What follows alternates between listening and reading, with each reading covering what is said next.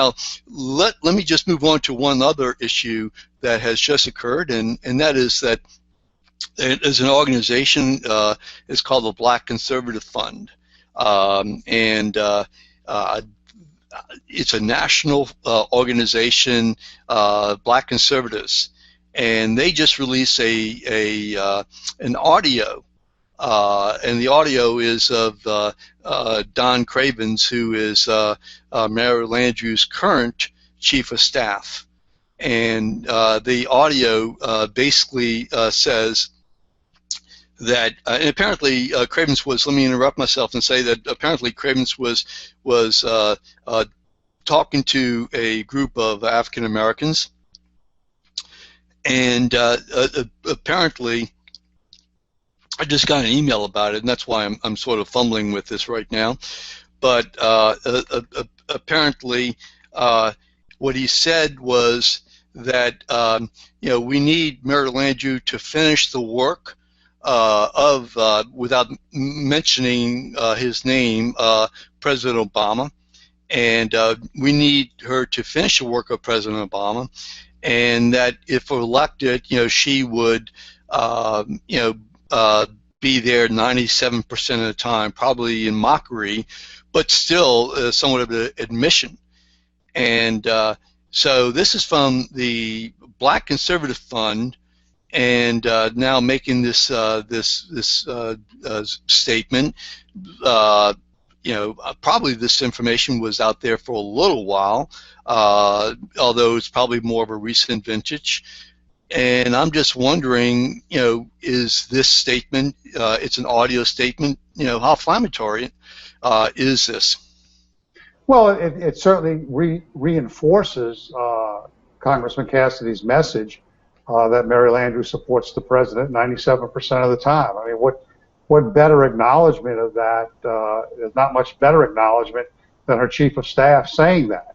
The only thing better would be for the senator herself to say it. So it does reinforce what Congressman Cassidy and Republicans have been saying throughout this campaign, and certainly would not be something that would bode well Senator Landrieu as the campaign has gone.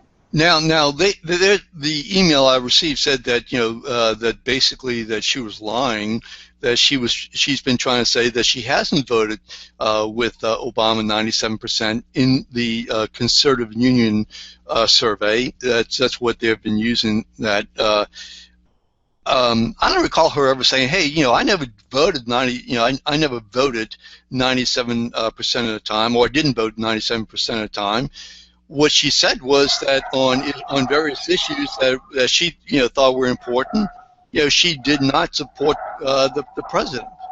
So well, yeah, look, when you start throwing numbers around like 97% of the time, 90% of the time, 100% of the time, you and I both know you can make numbers say what you want. You look at different organizations who say that certain legislators have voted with them 100% of the time, and certain legislators have only voted with this organization 30% of the time. It's which votes do you want to count? That's probably more important. When you say someone's voted with the president 97% of the time, well, is that when the White House supports renaming a post office in honor of a fallen veteran, for example? Is Sure. that the kind of vote that we're really worried about? But certainly that could be counted as 97% of the time to do that. So, look, it's good campaign rhetoric, but without knowing what those 97% of the time votes were, it doesn't mean to me, it doesn't mean a whole lot, but it sounds like a good message to voters who don't like the president to begin with. And when you charge the opponent with voting with this guy that we don't like 97% of the time, it makes that opponent look worse, and that's what's happened in this campaign. I don't think there's any way at this point in the campaign that Senator Landrieu is going to be able to argue that she doesn't vote with the president 97% of the time. That's been out there. It could be totally bogus. She may have voted with him 7% of the time, but it's so been sold to the public that I suspect even supporters of Senator Landrieu, who for whatever reason don't necessarily agree with the president, they probably believe she's voted with him 97% of the time. Yeah, again, I certainly wonder whether or not. I mean, the way they framed it was that she's been denying it. I personally don't remember any time that she denied it. I just remember her saying that on different issues that are important to state of Louisiana, that she I mean, certainly, for an example, the recent pipeline, XL pipeline, the Keystone XL pipeline issue. I mean, certainly the Democrats didn't back her, and she didn't back the President Obama on that. So it's certainly. I mean, that's just one example, but I don't really believe that it's. I mean, if they have a statement that she said, "Hey, I didn't do 97% of the time," and but I just don't remember it. Maybe she ought to run a commercial saying that Bill Cassidy didn't work for LSU 97% of the time. We'll have to see. Yeah, and let me add this. Regardless of who wins this race a week from now, Saturday. You expect that individual is going to support Louisiana and issues issues that are important to the state. Certainly, the Keystone Pipeline is important in Louisiana and to Louisiana voters, and you would expect the congressman or senator, whoever wins the election, they're going to vote that way regardless, vote in support, regardless of where the President of the United States falls. They're going to support the Port of New Orleans, regardless of where the President of the United States or his administration falls on that particular bill. The ultimate question voters need to ask themselves is, what about the issues that affect the country as a whole? How do I agree with those votes? And I suspect that you and I, for example, if we go down a whole list of votes, there'll probably are many that we agree with, and many that we might disagree with for any particular candidate. And so it really is important for people to try and make an intelligent vote based upon the issues that are critical, not just to Louisiana, but to the country as a whole.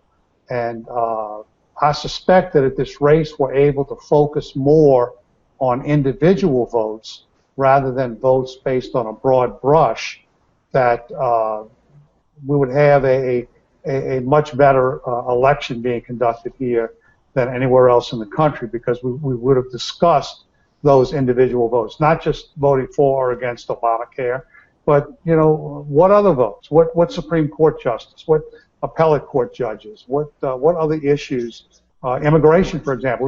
We've hardly heard any conversation about immigration. Where do the candidates fall? Do they want to put everybody who came over to the United States crossing the border, do they want to put them all on a bus and send them home? Or do they want to grant full amnesty, full pardon, and give them the right to vote? We haven't had any discussion, at least any discussion I can see, about those issues. That's a critical issue in this country right now, is immigration. Sure. And we haven't heard any real discussion about immigration. Well, I agree. The only thing we've heard is 97% of the support. So, and I certainly think there should have been a whole lot more debates. I remember, in different elections, and again, I blame Landrieu from 6 years ago for not having more debates when she was running against John Kennedy. But I certainly think there should have been many, many, many more debates on all of those issues. Bill Cassidy has refused to debate, and the reason why I don't agree that he was trying to hide anything, as Landrieu has been saying. I think it's more that he feels like he's been in the lead, and conventional wisdom is that don't get into a debate over issues if you're leading. I don't like that. I just don't buy what the Landrieu camp is saying, they're now trying to say, well, he knew all along about this issue with LSU, so therefore, he didn't want to talk about it. I don't buy that. I don't buy that.